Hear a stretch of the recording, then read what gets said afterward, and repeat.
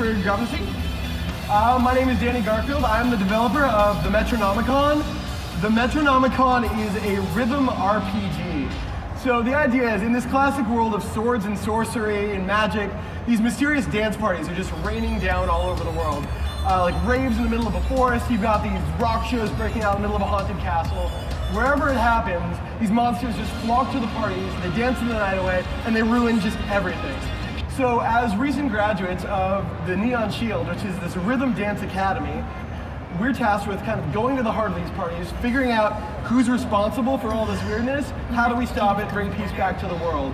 And so instead of diving into cutscenes and all to start, I figure let's just show a little bit of the game in action. So my buddy John here, I just met here at South by Southwest, has just been owning the game all day. And so I figured who better to show off how the game works while I ramble on. Let's start on a little bit of an easier mode just to get started. Can you hear it okay? Okay. So let's talk about what is a rhythm RPG and how on earth does that work.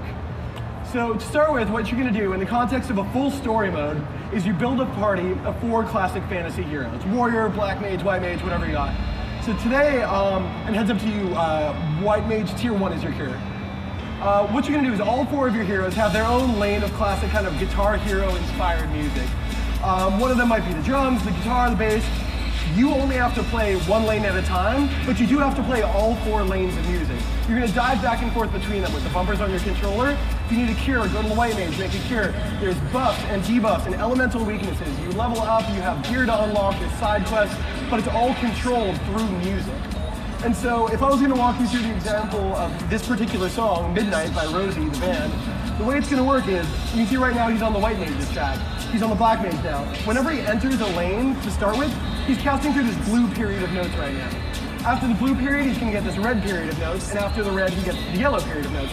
That's how he's going to select what ability he uses at the given moment. So for example, the black mage has water is now ready. After he plays further, fire is ready, lighting is ready. Whenever you want to, you just change lanes to the next track or to the next hero, and whatever spell you have prepared is going to cast. And so in that way, you get to pick between a variety of different abilities across a bunch of different heroes. And what's really neat is you get to pick where those abilities lie in a true classic RPG sense and build your own party. So for example, if I'm on the party yacht, which is a water-themed dungeon out at sea, all the enemies are water elemental. They're all weak to lightning. I can decide to put my lightning spell on tier 1, where it's easier to cast. It takes less notes and I can more quickly get to it. Or I can put that same spell on tier 3, where it takes more notes, but it's a much stronger spell. And that concept applies to all of our different abilities. Buffs on tier 3, they last longer. Nukes do more damage, cures cure for more.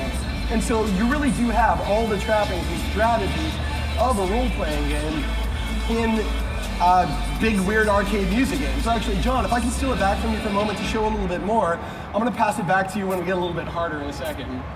So if I was to show you kind of how to build your party, we can go to the inn at any time. There's a variety, there's 9 different playable heroes. And what you were looking at is kind of the easiest to explain party to start with. We have the warrior, the black mage, the paladin. I can swap in our red mage, our berserker, our time mage. All of them have different abilities. Like I said, you can put any ability in any tier. They have more abilities than you can use. Because it is an RPG and a music game, we really wanted to respect both ends of that. So you can build an RPG party that's really strategic.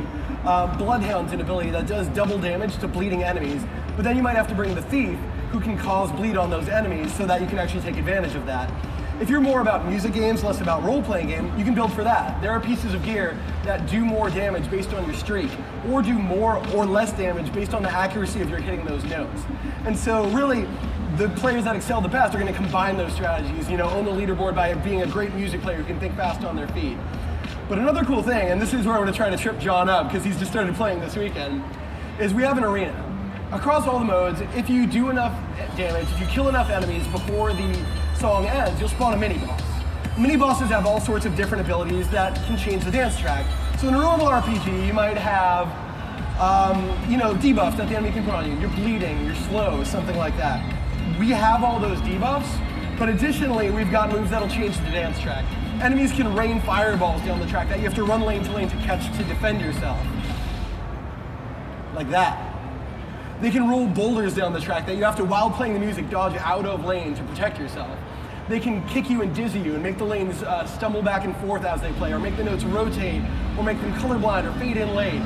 And so across the course of the story mode, right now what you're seeing John play is something he hasn't tried before. This is a challenge arena version of our first boss, where he's constantly going to be doing this meteor attack. We're going to start on the gentler side, whereas normally you get to move between whatever tracks you want, casting the spells at your own desire. During a meteor attack, the bad guy's going to shower down these flaming nodes. Any that you miss are going to immediately do damage to you as if you've been attacked. So it's a chance to defend yourself, but at the same time, it's also a chance for the enemy to pour a ton of damage out on you. And so I'm actually just going to keep jumping in and out of stuff if you're cool with it. Cool. And we're going to just keep getting harder as we go. So if a normal song, the goal is to get as much points as you can, both through killing enemies and hitting nodes. Side quests give you additional challenges. They might be things like who can kill the most enemies before time's up, or steal the most treasure. And those are opportunities to put together really clever parties. I'm gonna look for something in the middle to start with, and then get really crazy. Let's do this. Okay. Let me give you a party that makes sense. There we go. Okay, your healer's gonna be on the right, tier 1. So the arena is then an opportunity to put together parties that we think are more difficult or easier, but stuff like, can you beat this boss without having a healer? Can you beat it if this one debuff you're going to see right now is permanently on your track? Can you beat it if there's landmines on the track, and if you play those notes, they explode and do damage to you? Or can you beat it while the whole thing is color shifted, blind, and fades in late and off sync? And so for beating those additional arena challenges, you get all sorts of equipment rewards. You get pieces of gear we talked about that make your power stronger. Sometimes even that entirely change what your abilities do, making abilities have totally different functions, effectively giving you new abilities. You also unlock street creds. Street creds are kind of the currency of the world of Chorus. They allow you to upgrade school, give it new facilities. They allow you to buy new gear and upgrade your team. They allow you to meet new characters, unlock new team attacks. Team attacks are kind of like limit breaks that the team uses. There's a variety of to dive in. So John made me promise I was going to give him one specific challenge before the game ended. So I know I keep diving you right in and out of stuff, but you want to do another something? Yeah. All right, so we're going to do 2 more challenges before we get to the hardest one. Give me a challenge. Give you a challenge, okay. Okay. So this is one that you tried a little bit early, but I think we're going to do in front of the stage.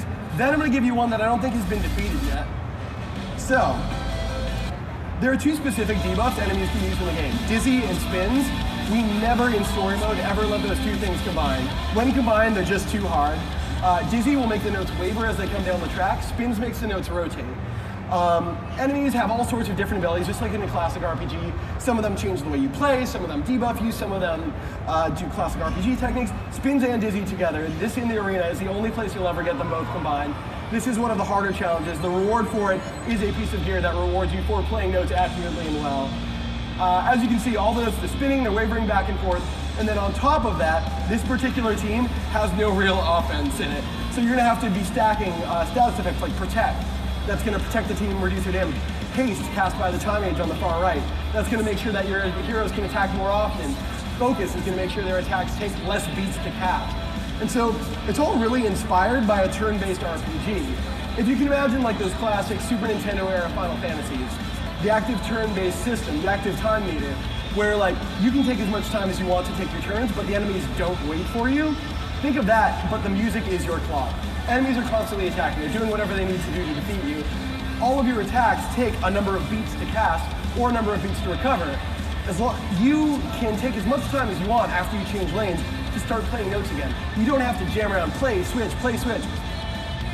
If you take your time, you can have a moment to look at the element of the enemy, your current health, you need to recast your buffs. But of course, the enemies aren't waiting for you. So the faster you go, you're almost imposing a self-based haste, making you go faster and faster. So I'm gonna ask you to pause again. Oh, defeated. All right. Oh yeah, no, that was a pause. That never happened. Never happened. You distracted, yelled at me, distracted. Oh, I'm a terrible person. I know, that's what I do. He knows I'm a terrible person. So, there's a lot of cheat codes in the game. They do things like unlock new gameplay modes. They give you a speedrun challenge. Can you beat 50 songs in a row? But as soon as you get to the mini-boss, it'll skip forward and go straight into the next song. We've had people, we did a single elimination tournament where we challenged people to make the most creative party they could and beat 50 songs as fast as they can.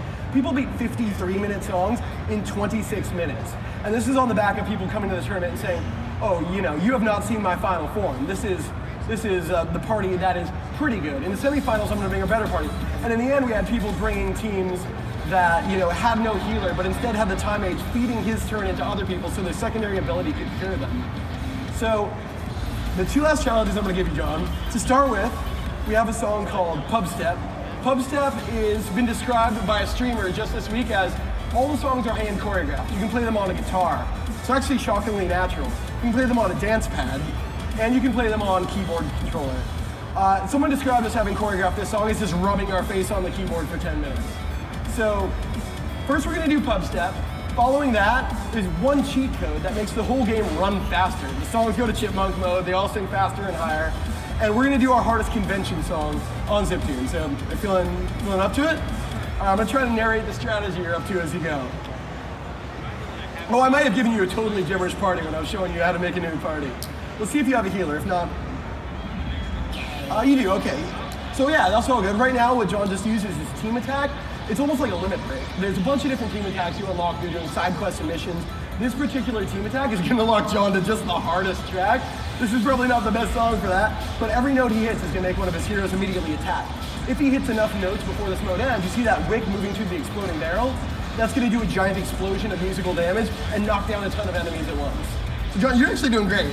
The third lane, your second spell, that's your healer. So go through the red there, that's your healer. Perfect, so John's casting Grin right now, that's a regen, it's going to restore his health over time. The Berserker on the far left, he's your biggest damage dealer, but he also does negative status effects on his own party. He can hurt them, make them bleed, he can dizzy them so the notes waver. The Paladin in the second slot, that's your defender. She's going to do things like taunt the enemy and draw all their enemy attacks toward her. She can shield bash them, stunning them, and make them miss a turn. The Druid on the far right, his tier 1, he's got herbs, I guess, which is going to cause focus on people. It makes all their spells cost less notes. The Berserker on his tier 2 can cause abandon. He does earth-based damage, but he dizzies people. So it's a full strategic, and looking at the battle alone kind of is deceptive, but a full strategy-based role-playing game, kind of very inspired by those turn-based RPGs, all controlled through a big, ridiculous arcade music game. And so I'm going to cut you off one last time because I see the clock, and I want to make sure you have time to go to the full completion of this next challenge. So I'm going to enter a cheat code. If anybody wants to do it, this is a secret. It's Ziptune, Z-I-P-T-U-N-E, entered on the start menu. Now all the songs are going to be sped up. I'm going to give you a real party for a sec because that's, I think, going to make life a little bit easier for you. Let's give you some characters you're used to. Yeah, okay. Let's go White Mage instead of Red Mage because he's a bit better of a healer. You're going to have, let me give you a quick tour. The White Mage is going to have Cure on his tier 1 if you shift real quick. Stay a little bit longer, he'll slow the enemy. Stay a little bit longer, he'll cast Protect on the party. The Warrior is going to have Attack on tier 1. Tier 2 is going to be Inspire. It makes the whole party do more damage. It's a positive status effect. His tier 3 is Saving Throw, which does more damage to the enemy based on how low your own HP is. And this last song is Fighting with the Melody. It's an original song by Jimmy Urine of Mindless Self-Indulgence. It's one of my personal favorite bands. We just reached out to all these bands that we genuinely love, asked them very nicely. We're tiny, we're making a game. Do you want to work together? We just got a shocking number of yeses. Our soundtrack includes bands like Shiny Toy Guns, Mindless Self-Indulgence, Perturbator, Yacht, Megaran, he's playing here this weekend. Ben Briggs, who played, and Viking Guitar, who played at PAX last weekend. And so what you're seeing now is not a normal game mode. You're seeing John play Ziptune, one of our cheat codes that actually makes the game harder, which is clearly something cheat codes should do. On one of our harder songs, this is the boss of the second dungeon. It's the Wraith King, Mindless Self-Indulgence, Jimmy Urine playing Fighting with Melody. I will shut up for a moment and let you enjoy the havoc of this song. I'll try to GDR it if you want. I can't move 3 times faster.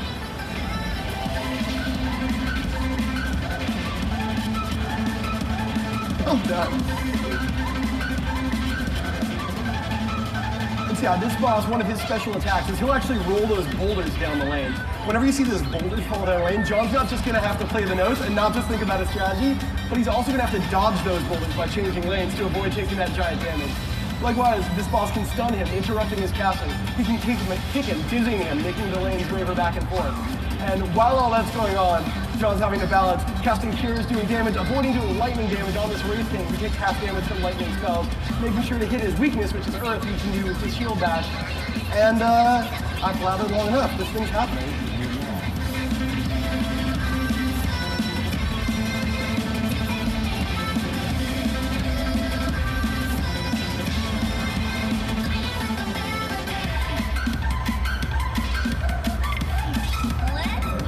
let me ask, should I stop or should I keep rambling? I noticed my time is up. I'm not getting an answer. I'm not keep going. So I don't know, is there any question from anybody that I can answer? You want to ask about a rhythm RPG? Yeah, that's just a giggle I got. Yeah, I'll take that. It is a ridiculous premise. It is really fun. The base game is 50 songs by a ton of artists that we just got really lucky enough to convince to work with us. It's about an 8-hour story mode. There's arena challenges. There's a really deep strategic endgame dungeon. I'm currently working on a really big free expansion that's going to add new play modes and characters.